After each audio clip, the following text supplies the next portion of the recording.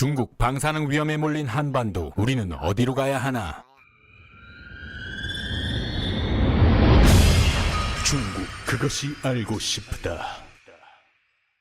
2011년 일본 후쿠시마 원전 사고 이후 전 세계적으로 원전에 대한 불안감과 불신이 높아지고 있는 시기, 우리나라도 신규 원전 건설 계획이 전면 백지화되는 등 원전 축소 움직임을 보이고 있다. 하지만 한반도 서해바다 너머에는 많은 수의 중국 원전이 가동 중이고 또 건설 중이라는데 그 숫자는 얼마나 되고 우리나라에 얼마나 큰 위협이 되는지 알아보자. 국제원자력기구의 2017년 4월 자료에 의하면 중국 원전은 현재 총 37기가 가동 중이고 20기가 건설 중이다. 2년 전인 2015년에만 해도 26기였던 원전이 2년 사이에 11기가 증가한 것이다. 또한 중국 정부는 2030년까지 원전을 100기 이상 가동할 계획을 세우고 있는데, 이는 현재 99기의 원전 최다국인 미국을 제치고 중국이 최다국으로 되는 동시에 한반도의 면전에 원전 100기가 다닥다닥 위치한다는 것이다. 우리나라 주변으로 형성된 중국 원전의 방사능 누출 사고는 자연재해 또는 인재로 인해 발발할 수 있다. 특히 2004년 인도네시아 서쪽 바다에서 발생한 진도 8.9의 기록적인 지진으로 인해 25만 명이 사망하고 3만 명이 실종된 지진 해일과 같은 자연재해는 중국 해안에 밀집한 원자력 발전소에 가장 큰 위협이 되고 있다. 2009년 한국원자력안전기술원은 만약 중국 중서부에 위치하는 원전에서 사고가 발생하면 유출된 방사능이 사흘 만에 제주도를 포함한 한반도 전역에 뒤덮인다고 주장하였다. 이는 황사가 중국에서 넘어오는 것과 같으며, 또한 중국 동남부에 위치한 원전 사고의 경우에는 바닷물이 대만 해협에서 대한 해협으로 이어지는 대만 한류를 통해 2달 후 제주부터 영향을 주기 시작해 7개월 뒤에는 서해와 통해 전역에 도달한다고 한다. 한마디로 중국의 서부든 동부든 어디에 있는 원전이든 간에 우리나라에게 매우 위험하다는 것이다. 그래서 우후죽순으로 늘어나는 중국의 원전이 걱정되는 것이다. 그렇다면 이렇게 공격적으로 원전을 늘리는 이유는 무엇일까? 중국은 경제 발전에 따른 전력 수요의 증가와 대기 오염의 심각성을 해소하기 위해 원자력 발전을 확대해 나가고 있는데, 2014년 베이징의 미세먼지 농도는 993 마이크로그램 퍼 세제곱미터를 기록하면서 세계 보건기구 권고 수치인 25 마이크로그램 퍼 세제곱미터의 약 40배나 높은 최악의 대기 오염을 보여주기도 하였다. 중국은 이와 같은 문제를 원전 비중 확대로 해소하겠다는 계획인 것이다. 물론 중국에서는 산사댐 같은 거대한 수력 발전소나 세계 최대 태양광 발전소를 건설하고 있지만 그 비중은 전체에 비해 너무 미비하게 느껴진다. 물론 중국이 우리를 위해 대기 오염을 줄이는 건 아니겠지만 중국 원전 확대는 한반도에도 좋은 부분이 있을 것이다. 하지만 늘어나는 원전만큼 커져가는 원전 사고의 리스크는 우리뿐만 아니라 우리 다음 세대에게도 큰 위협이 될 것이기에 이래저래 우리는 참 진퇴양난이로구나.